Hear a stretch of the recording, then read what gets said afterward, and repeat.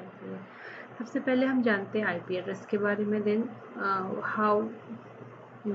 How can we get the IP address के बारे में देखेंगे।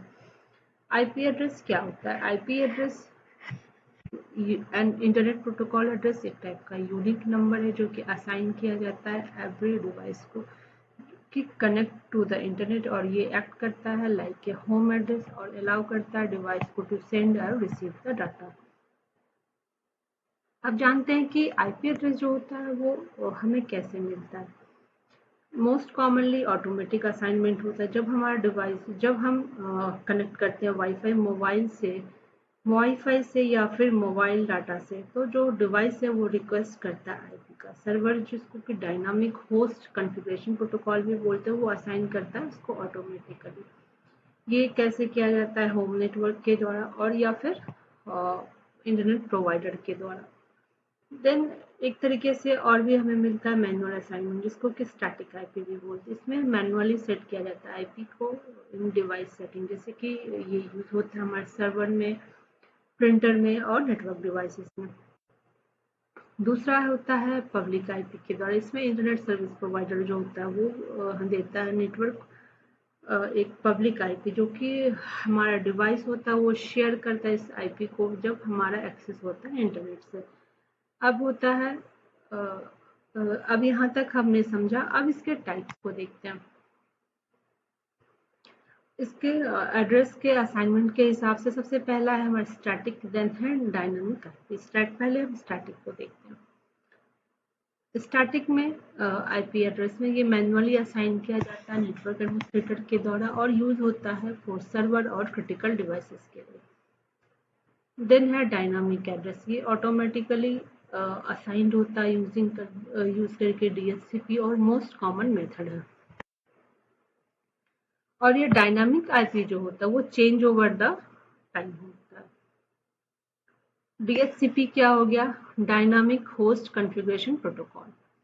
अब इसके एक दो वर्जन्स और हैं, उसको भी हम डिस्कस करते हैं। जैसे कि ये बेस्ड ऑन वर्जन, जैसे कि IPv4 हो गया, IPv6 हो गया। अब बेस्ड ऑन यूज पे देखें तो पब्लिक आईपी, प्राइवेट आईपी है। पब्लिक आईपी जो होता है असाइन किया जाता है आईएसपी के द्वारा, और प्राइवेट आईपी जो होता है वो यूज होता है inside the local network.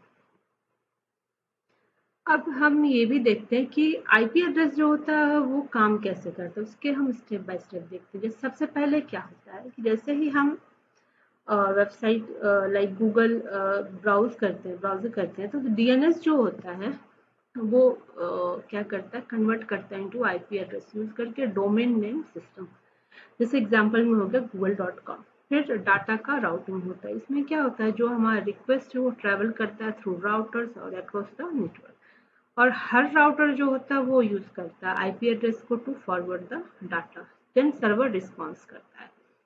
Server क्या करता है? सर्वर रिसीव करता है हमारे रिक्वेस्ट को और send back to the data web page. Then जो ब्राउजर है वो शो करता है वेबसाइट, इट मीन्स कि वो डिस्प्ले होता है। इस तरीके से जो आईपी एड्रेस है वो काम करता है। ये सेम वैसे ही डीएचसीपी का भी प्रोसेस है। हम ऑफर करते हैं, देन रिक्वेस्ट जाता है, फिर एक्नॉलेजमेंट मिलता है। स्टेप 1 में क्या होता है, डिवाइस जो होता है वो रिक्वेस्ट करता है आईपी एड्रेस के लिए। देन स्टेप 2 में क्या होता है, डीएचसीपी सर्वर जो होता है offer an available IP address, मतलब कि वो ऑफर करता है क्या आईपी एड्रेस अवेलेबल है।